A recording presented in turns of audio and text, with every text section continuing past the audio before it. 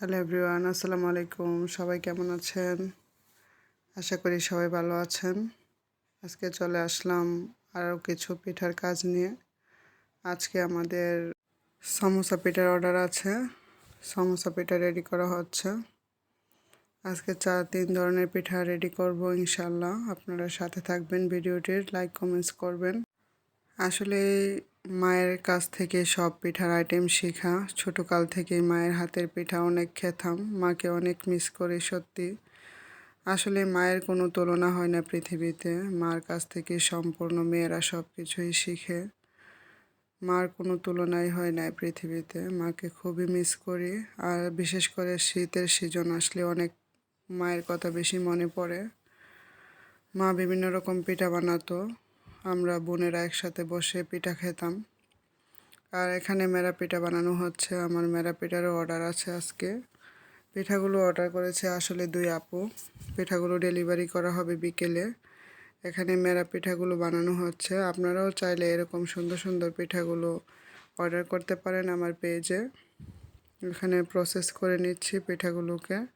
তারপর চুলায় বসিয়ে ভাপ দেওয়া হবে। সাথেই থাকবেন আপনারা। এখানে আমি একটা পাতিল বসিয়ে নিলাম। পাতিলটা কিছুক্ষণ ভাপ দেওয়ার পর পিঠাগুলো এক এক করে সাজিয়ে দিচ্ছি। আসলে প্রথমে এই মেরা পিঠাগুলো দিতে হয়, তারপরে নারকেল পুলি পিঠাগুলো দিতে হয় উপরে। এক একজন এক একভাবে রান্নার প্রসেসটা তৈরি করে। আসলে নিচে মেরা পিঠাগুলো বিছিয়ে দিলে আম্মু বলতো পিঠাগুলো নাকি অনেক সুন্দর করে হয়। এজন্য আমি নিচে মেরা পিঠাগুলো দিয়ে থাকি। আর এখানে আমরা পাক্কন পিঠাটা ভেজে নিচ্ছি। আমাদের পাক্কন পিঠার অর্ডার আসছে আজকে। পিঠাগুলো মাশাল্লাহ অনেক ক্রিসপি এবং অনেক সুন্দর হয়েছে দেখতে। খেতেও মাশাল্লাহ অনেক ইয়াম্মি হবে। আর এখানে পিঠাগুলো প্রায় হয়েই এসেছে। এখন আমি চুলা থেকে উঠিয়ে নেব। আর পাক্কন পিঠাগুলো এখন শিরায় দিয়ে দিব, চিনির শিরাতে। এখানে সবগুলো পিঠা একবারে ভেজে নেওয়া হচ্ছে। এখন চিনির শিরার মধ্যে পিঠাগুলোকে ডুবানো হবে।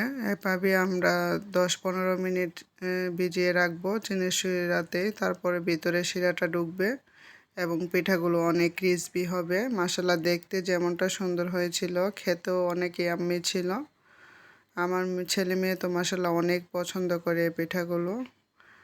আপনাদের ছেলে মেয়ের জন্য অর্ডার করতে পারেন।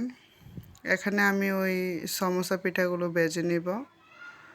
সমোসা পিঠাগুলো অনেক সুন্দর এবং অনেক ক্রিসপি ছিল। খেতেও মাশাল্লাহ অনেক ইয়াম্মি ছিল। আপনারাও চাইলে এই শীতের পিঠাগুলো আমার পেজে অর্ডার করতে পারেন। এখানে আমাদের পলি পিঠাগুলো হয়ে যাচ্ছে। আসলে আমি পানি দিয়ে নিচ্ছি। এটা আমার আম্মুকে দেখতাম পানিতে গোসল করানো হতো পিঠাকে। আম্মুকে বলতাম, আম্মু গোসল করালে কি হয়? তখন আম্মু বলতো যে পিঠাগুলো অনেক সহজে পাতিল থেকে উঠে যায়, এজন্য আসলে গোসল করানো হয়। আসলে এটা দেখে অনেক হাসি পেত আম্মু যখন করতো। এখন নিজেই এগুলা করি আর মাকে অনেক মিস করি। আপনারাও চাইলে এই মজার মজার পিঠাগুলো আমার পেজে অর্ডার করতে পারেন। আমার পেজের নাম হচ্ছে কিউট কেক শপ। আমাদের লোকেশন হচ্ছে ব্রাহ্মণবাড়িয়া সদর, ফুলবাড়িয়া। সবাই লাইক কমেন্টস করবেন পিঠাগুলো কেমন হয়েছে। আর অবশ্যই পাশে থাকবেন। সবাই ভালো থাকবেন। আজকের মতো এ পর্যন্তই। আল্লাহ হাফেজ।